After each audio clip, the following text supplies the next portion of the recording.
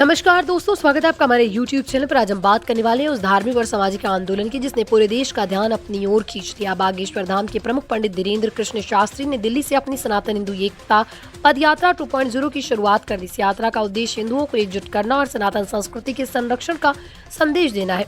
दिल्ली की पवित्र भूमि के 8 नवंबर को ये भव्य पदयात्रा आरंभ हुई। हजारों की संख्या में भक्तों ने भाग लिया और हर कदम पर जय श्री राम और हर हर महादेव की जयकारे गूंज उठी। बाबा धीरेन्द्र शास्त्री ने पूजा अर्चना के बाद यात्रा के आगे बढ़ाया और लोगों से अपील की कि वो धर्म और संस्कृति की रक्षा के लिए एक साथ खड़े हों।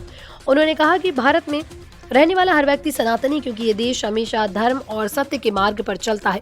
पद यात्रा की शुरुआत में बाबा बागेश्वर ने एक जोशीला संबोधन किया। उन्होंने कहा, जो सनातनी नहीं वो तनातनी है।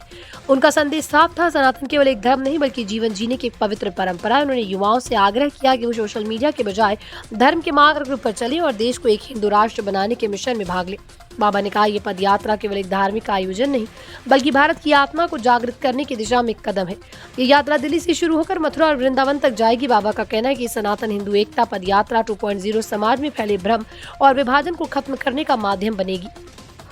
यात्रा के दौरान धार्मिक प्रवचन, भजन संध्या और सांस्कृतिक कार्यक्रमों का आयोजन किया जा रहा है ताकि लोग भारतीय संस्कृति से फिर से जुड़ सके।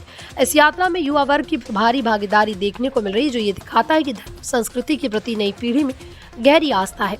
जहां लाखों लोग इस पदयात्रा को धर्म की जागृति मान रहे हैं, वहीं कुछ विपक्षी दलों और सेकुलर संगठनों ने इस पर राजनीतिक रंग चढ़ाने का आरोप लगाया। हालांकि बाबा धीरेन्द्र शास्त्री ने इस आरोपों को खारिज करते हुए कहा कि यात्रा राजनीति नहीं, आस्था की है। उन्होंने स्पष्ट कहा, भारत की आत्मा सनातन है और इस सत्य को कोई मिटा नहीं सकता। कई प्रमुख संत, सामाजिक कार्यकर्ता और जनप्रतिनिधि इस यात्रा में शामिल होकर समर्थन जता रहे हैं। दोस्तों, बाबा बागेश्वर धीरेन्द्र कृष्ण शास्त्री की ये पदयात्रा केवल एक आयोजन नहीं बल्कि एक संदेश है। हम सब एक हैं, चाहे मतभेद हो या विचारों में भिन्नता, लेकिन सनातन धर्म सभी को जोड़ने वाला सूत्र है। ये यात्रा लोगों को याद दिलाती कि भारत की पहचान उसकी संस्कृति और परंपरा से है।